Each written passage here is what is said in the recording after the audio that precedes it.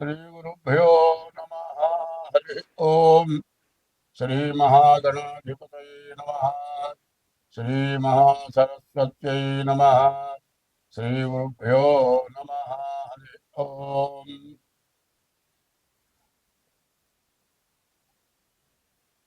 वंदे शंभुमहापतिं सुरगुरुं वंदे जगत्कारणं वंदे पन्नगभूषणं मृगधरं वंदे पशूनां पतिं वंदे शौर्यशशाङ्कवक्निनयनं वंदे मुकुन्दप्रियं वंदे भक्तजनाश्रयं च वरदं वंदे शिवं శంకరం. అసలైన విషయం ఒకటి చెప్పుకోవాలి. విష్ణుమూర్తి ఏమో సర్పం మీద పడుకున్నాడు. శివుడేమో సర్పాన్ని ఒక ఆభరణంగా ధరించాడు. మరి బ్రహ్మ విష్ణు మహేశ్వరులు దేవతలు వాళ్ళు సర్పాన్ని ఎంత గౌరవించారు. ఆయనేమో ఆభరణంగా ధరించా, ఆయనేమో చెయ్యలాగా ధరించా. మరి ఆ సర్పానికి ఎంత విలువ ఉంటే వాళ్ళు ఎట్లా చేశారు. మనమంతా కూడా ఈ సర్పాన్ని భయపడి దాన్ని చంపి దానివల్ల కాలసర్ప దోషాలు, కుజ దోషాలు ఇటువంటివి వచ్చి మనం అందరం బాధపడుతున్నాం. సర్పాన్ని చూస్తే మనకు భయం ఎక్కువ. ఎందుకంటే బ్రాహ్మణానాం అనేకత్వం, బ్రాహ్మణులకి ఏకత్వం లేదు, తలావ పద్ధతిలో ఉంటారు. సర్పారామత నిత్యయో, సర్పాలు 23 గంటలు నిద్రపోతాయి. 1 గంటలో వచ్చి ఆహారం వెతుక్కొని తిని వెళ్ళి పడుకోవాలి. ఈ లోపల ఎవరినో అడ్డం వచ్చామనుకో పక్కకి తప్పించుకొని వెళ్ళిపోవటానికే చూస్తాయి. కానీ మనం ఏదైనా కొడదామనే పరిస్థితి వస్తే అప్పుడు కాటేస్తాయి. సర్పం స్వయంగా ఒకరిని కాటేయాలి, చంపాలి అనే ఉద్దేశం సర్పానికి ఎప్పుడూ లేదు. నేను అనుభవంగా చూశా. సర్పం కనపడగానే 2 చేతులు ఎత్తి దండం పెట్టి, కళ్ళు మూసుకొని దండం పెట్టి కళ్ళు తెరిచి చూసేటప్పుడు కల్లా సర్పం లేదు, వెళ్ళిపోయింది. అది మాయమైపోయిందో ఎట్లా పోయిందో అది దేవుడికే తెలియాలి. అంటే దాని దగ్గర మాయమైపోయే శక్తి కూడా ఉన్నదేమో అనుకుంటా. నాకు 2-3 సార్లు అట్లా జరిగింది. మరి ఆ సర్పం దేవతా సర్పాలు. సర్పాలు దేవుడి దగ్గర ఎప్పుడు ఉంటాయి. ఎవరైనా సరే పుణ్యం సంపాదించుకుంటే నీలో ఐక్యం చేసుకో, లేకపోతే నీ దగ్గరుండి నిన్ను పూజించేట్టుగా చేసుకో అని కోరుకుంటారు. అట్లాంటి దైవాన్ని దగ్గర ఉండేటువంటి కోరిక సర్పాలు కోరుకొని పూర్వపుణ్యం చేసుకోబట్టి అవి అట్లా ఉన్నాయి. ఎప్పుడు కూడా ధనం దగ్గర కూడా సర్పాలు ఉంటాయి. దేవుడికి ఒక ధనం పెట్టామనుకోండి, ఆ ధనం దగ్గర సర్పం ఉంటుంది. అట్లాగే ఎవరైనా డబ్బులు దాచిపెట్టారనుకోండి, ఒకప్పుడు బ్యాంకులు లేవు, దొంగలు వచ్చి దోచుకుపోయేవాళ్ళు, భూమిలో పాత పెట్టేవాళ్ళు. అటువంటి ధనం భూమిలో ఉన్న ధనం దగ్గర కూడా బాగుంటుంది. ఎవరైతే దాని అధికారులో దాన్ని తినేవాళ్ళో వాళ్ళు వచ్చి తీస్తే కానీ పక్కన తప్పుకోరు. ఇది నరసరావుపేటలో మా తాతగారి టైంలో జరిగింది. ఒక పెద్ద గంగాల నిండా బంగారపు కాసులు ఉన్నాయి. కాసులుంటే అప్పుడే 3 తరాలు అయిందిట. ఎవరు ఇక్కడ పోగానే బస్సును పాములు వేస్తుంది. దాన్ని వదిలిపెట్టి 3 తరాలు వాళ్ళు ఉరుకున్నారు. 4వ తరంలో చిన్నపిల్లాడు వాడు పోయి అక్కడ పోయి డబ్బులు తీసుకుంటే పక్కన తప్పుకుంటేట వాడు జేబులో వేసుకొని పోయి స్కూల్లో చదువుకుంటూ బయట పిల్లలు కొనుక్కుంటారు, జీడీలు పప్పు చెక్క ఇట్లాంటివి అమ్ముతారే, వాళ్ళకి కాసులు ఇచ్చి కొనుక్కునేవాళ్ళు. వాళ్ళు ఆనందంగా కాసులు కాజేసేవాళ్ళు. ఓ రోజు వాడు చొక్కా అది ఉతుకుతుంటే ఒక కాసు బయట పడదుగా. అదే నీకు ఎక్కడి నుంచి వచ్చింది అంటే దాంట్లో నుంచి తీసుకున్నాను. అమ్మ పాము కలుస్తుందంటే కరవదు చూడు నేను తెస్తాను పోయి తెచ్చాడు. దాని జోలి రాదా. అప్పుడు వాళ్ళంతా ఆ బంగారం అంతా పంచుకున్నారు. అట్లాగే దైవం ఎంత గొప్పవాడో అట్లాగే సర్పం కూడా అంత విశేషమైన గొప్పది. ఎట్లా అంటే మనిషి చచ్చిపోకుండా, ప్రాణం పోకుండా ఎన్నాళ్ళు గుట్టగుట్టలాడుతూ మంచంలో ఉండిపోయి నోట్లో పోస్తే గుట్టకేస్తాడు.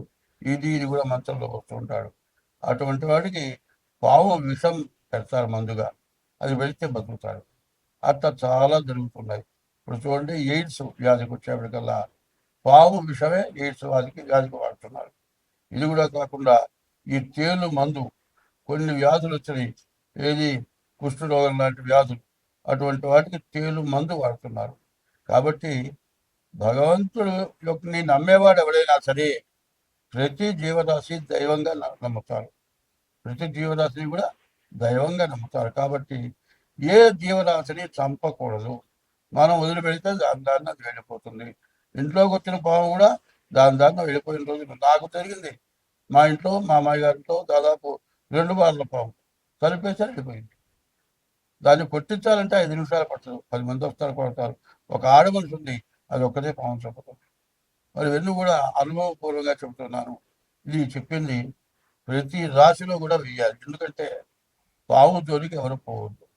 పాము జోలికి పోయినట్లయితే కాల సర్పయోగం కుజదోషం, కాల సర్పదోషం కుజదోషం వస్తుంది. అందువల్ల పాముని చంపిన వాళ్ళందరికీ కూడా పెళ్లి కాకపోవటం, పెళ్ళైతే భార్యాభర్తలకు అనుకూలత లేకపోవటం, గర్భిణీలు పోవటము, పుట్టిన పిల్లలు ఏదో రకమైన అవయవం లోపము, లేకపోతే కళ్ళు కాళ్ళు ఏదో రకం తక్కువ ధనం, బాగా ఆరోగ్యంగా అంతా బాగున్నాడు అనుకోండి, వాడు పూర్తిగా చదవలేదు. అట్లా ఏదో రకమైన ఆ పావును చంపిన ఆ పాము శాపం తగిలి ఆ పాము వల్ల చాలామంది ఇబ్బంది పడుతున్నారు. కాబట్టి దీన్ని అందరికీ తెలియపరచాలి అనే ఉద్దేశంతో ముందుగా ఇది చెబుతూ ఉన్నాను. ఇది ప్రతి రాశికి కూడా జత చేయమని మరి కమిటీ మీ దీవెనలను కోరుతూ ఉన్నా. స్వస్తి. 2026 సంవత్సరం 5వ నెల మే నెల 2వ రాశి వృషభ రాశి. ఈ వృషభ రాశి ఫలితాలు తెలుసుకుందాం. ఈ వృషభ రాశికి 1 సంవత్సరంన్నర ఎదురంటూ లేదు. ఏ పని చేసినా కూడా కలిసి వస్తుంది. మరి చేతిలోనే బంగారం ఉందో, చేతిలో నుంచి డబ్బే పుట్టుందో తెలియదు, కానీ అట్లా వస్తాయి డబ్బులు. శని ఏకాదశంలో ఉన్నాడు. శని ఏకాదశంలో ఉండటం 30 సంవత్సరాలకు ఒక్కసారి శని ఏకాదశంలో ఉంటాడు. శని ఏకాదశంలో ఉన్నాడు. కుజుడు ఏకాదశంలో ఉన్నాడు.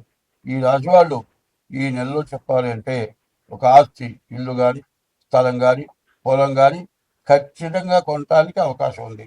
ఏమంటే కొందాం అనుకుంటున్నాం, మా దగ్గర డబ్బులు లేవు, కొద్దిగానే ఉన్నాయి, పావలా ఉంటే ఉన్నాయి, ముప్పావలా ఉంటే ఎక్కడ జమ్మంటావు, వడ్డీలు కట్టాలి కదా అంటే, మీరు కనుక ముప్పావల అప్పు తీర్చినా సరే ఈ ఆస్తి మీరు కొన్న ధరకి 10 రెట్లు పెరుగుతుంది. అంటే కలిసి వచ్చే టైంకి నడిచి వచ్చే కొడుకు పుట్టాడంటారు. ఇది కలిసి వచ్చే టైంకి నడిచి వచ్చి కొడుకు పుట్టామంటే వాడేమో అయ్యో అమ్ముకున్నానే మొత్తం పోగొట్టుకున్నాను వాడు ఏడుస్తాడు. నువ్వేమో కొంటావు, కొన్న మరుసటి రోజు నుంచి అది విపరీతమైన వేలు మిగులుతుంది. కాబట్టి ఈ జాతి వాళ్ళు ఆస్తి కొనుక్కుంటే ఎటువంటి నష్టం రాదు. అప్పు చేసినా అప్పు తీరుతుంది. శుక్రుడు బాగున్నాడు. శుక్రుడు వల్ల మరి వివాహం కాని వాళ్ళకి వివాహం అయిన తర్వాత ఇల్లు కట్టుకుంటానికి, మంచి బంగారం కొనుక్కుంటానికి బాగా కలిసి వచ్చే టైము. ద్వితీయంలో 2ంట గురువు ఉన్నాడు. ఈ గురువు ధనాధిపతి అంటారు, ధనాన్ని రక్షించేవాడు. ఈ రాశి వాళ్ళు ఏ పని చేసినా బాగా కలిసి వస్తుంది. కానీ గోచార రీత్యా చెప్పా. ఈ గోచారం ఎట్లా ఉంటుందో చెబుతున్నాను. మరి ఈ గోచారానికి కృత్తిక, రోహిణి, మృగశిర నక్షత్రాలు ఈ వృషభ రాశి అవుతుంది. మరి కృత్తిక ఈ ఉ ఏ 3 అక్షరాలు, తర్వాత ఓ వా వి ఓ రోహిణి 4 అక్షరాలు, వేవో 2 అక్షరాలు మృగశిర. ఇది మొత్తం కలిసి మేషరాశి అయింది. ఈ చెప్పిన అక్షరాలతోనే మీ పేరు ఉండాలి. ఏదో మీ నక్షత్రం ఒకటి పేరు ఇంకోటి పెడితే మీకు జరిగేది కాదు. కాబట్టి ఈ రాశి వాళ్ళకి చాలా బాగుంది. చెప్పడానికి వీలు లేనంత మేలు కలిగే లక్షణాలు బాగా ఉన్నాయి. ఇదెవరు మాత్రం కాదంటానికి వీల్లేదు. ఈ రాశి వాళ్ళు మీ డేట్ ఆఫ్ బర్త్ ద్వారా కూడా చూపించుకోండి. ఎందుకంటే ఒక చేతికి దెబ్బతైంది అనుకుందామండి, డాక్టర్ దగ్గరికి పోయినాం, 4 రోజులు మందులు వేస్తాడు, 20 ఆడాడు, బాగా చీము గారుతుంది. చీము గారుతుంది అంటే అప్పుడు ఏమంటాడు, రక్త పరీక్ష చేయించవయ్యా అంటాడు. ఎందుకంటే రక్త పరీక్ష చేస్తే దాంట్లో ఉన్న దోషం ఏదో కనుక్కొని దానికి తగిన మందిస్తాడు. అట్లాగే ఇప్పుడు గోచారం బాగుంది, జన్మలగ్నం బాగుందా లేదు చూసుకోవాలి. ఒక దారి వచ్చేదారి ఉంటే ఇంకో దారి పోయేదారి ఉందనుకోండి, మరి జన్మ లగ్న రీత్యా వచ్చేదంతా పోయేదారి ఉంటే వచ్చింది వచ్చినట్టు పోతుంది.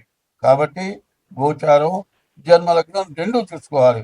2 చూసుకోవాలంటే డేట్ ఆఫ్ బర్త్, పుట్టిన తారీఖు, నెల, సంవత్సరం, టైం కావాలి. టైంతో జాతక చక్రం వేయాలి. ఏమండి మా పెద్దవాడు రాయలేదు, నాకు డేట్ ఆఫ్ బర్త్ లేదంటే అరిచేతులు ఫోటో పెట్టి వాట్సాప్లో అరిచేతి ద్వారా మీ పిల్లలు ఏమన్నా ఉంటే వాడు డేట్ ఆఫ్ బర్త్ రెండు కలిస్తే మీ పూర్తి జాతకం అవుతుంది. అట్లా జాతకం నిర్మించుకోండి. అయినా ఇంకోటి ఏంటంటే విశేషం, 2026 సంవత్సరం మనం చూస్తున్నాం, అనుభవిస్తున్నాం. ప్రతి వస్తువు కూడా రేటు పెరిగిపోతుంది. ఆఖరి పెట్రోల్ దగ్గర నుంచి డీజిల్ దగ్గర నుంచి రేటు పెరుగుతుంది. ఏమిటి? ప్రతివాడి స్వభావం ఎట్లా ఉందంటే అవతల వాడు ఏమైపోయినా పర్వాలేదు, మనం బాగుండాలి, మనం బాగా సంపాదించుకోవాలి అనే ఉద్దేశంతో దేశ విదేశాల యుద్ధం చేసుకోవడం కోల్పోయింది. ఈ యుద్ధం వల్ల డీజిల్ పెట్రోల్ అంత ఖర్చు. సముద్రంలో బాంబులు పడ్డాయనుకోండి, సముద్రంలో పడ్డ బాంబులు పేలడంతో దాని వాయువు వల్ల మనకు రకరకాల రోగాలు వస్తున్నాయి. భూమిలో పండే పంట కూడా సరిగ్గా పండటం లేదు, పండిందేమో రేటు పెరుగుతోంది. అందువల్ల మంచి కరువు వస్తుంది. కాబట్టి ఎందుకంటే బాగున్నదా బాగాలేదా అనే సంగతి కాదు మనకు కావాల్సింది. ప్రతి వాళ్ళు కూడా డేట్ ఆఫ్ బర్త్ జాతక చక్రం చూసుకుంటే నష్టం అంటూ ఉండదు. నష్టం కంటే కష్టం ఎక్కువ ఉంటుంది. ఎందుకంటే మీరు జాతకం చూపించుకుంటే మీకు అన్ని విధాలా బాగుంటుంది.